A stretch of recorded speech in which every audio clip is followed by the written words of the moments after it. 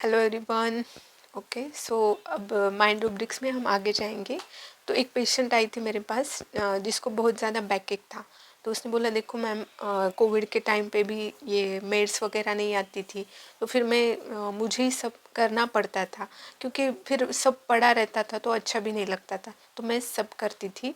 और वो तो हो गया, अभी वो तो आ गई मेड, लेकिन अभी मेरा स्कूल भी चालू हो गया। वो टीचर थी तो मुझे जाना ही पड़ता है। तो अभी मुझे बैक एक है, लेकिन अभी नहीं जाऊंगी तो फिर वहाँ का सब जो काम है वो ठप पड़ जाएगा, तो मुझे जाना ही होगा।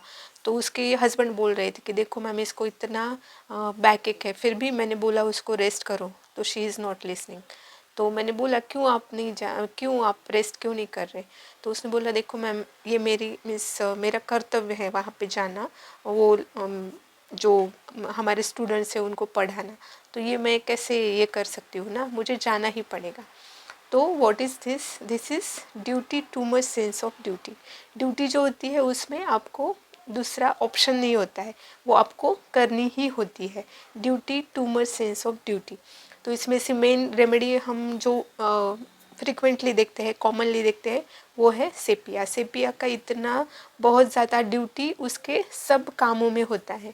जैसे वो जो जो भी करती है, इमोशंस ड्यूटी में थोड़ा कम होते हैं, क्योंकि वहाँ पे आपका एक लीगल या फिर मोरल बाउंडिंग होता है, लेकिन इमोशंस उसमें कम हो जाते हैं, ड्यूटी आ जाती है। जैसे हमें, अगर हम कहीं पे काम करते हैं तो हमें वो काम करना पड़ता है, क्योंकि हमने वहाँ पे कुछ कॉन्टैक्ट किया या फिर कुछ भी हो। जैसे जो सरकारी अभी गवर्नमेंट सर्विस में होते, तो उनको रोज़ जाके उनकी ड्यूटी करनी पड़ती है, भले ही वहाँ पे कुछ काम हो या ना हो, क्योंकि उनको महीने महीने का जो पेमेंट है वो काम करने से ही मिलेगा। तो ड्यूटी में आपको ऑप्शन नहीं रहते, वो करना ही पड़ता है।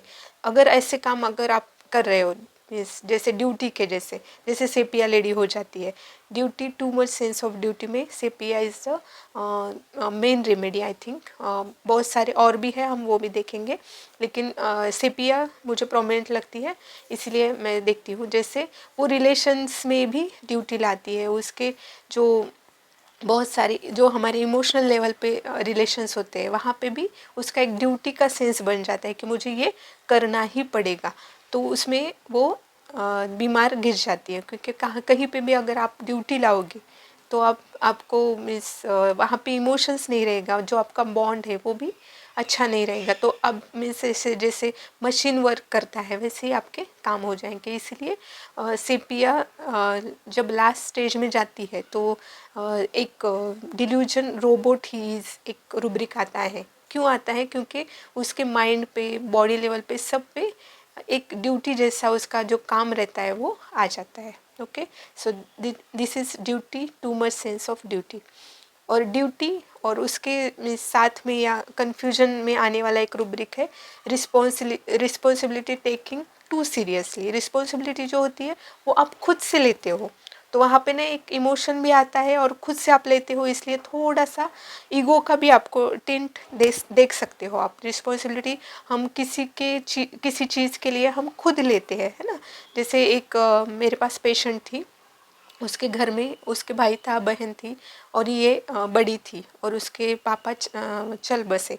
तो इसने सब लोगों की रिस्पॉन्सिबिलिटी ली, और वो रिस्पॉन्सिबिलिटी निभाते निभाते she was suffering, she was having some health issues.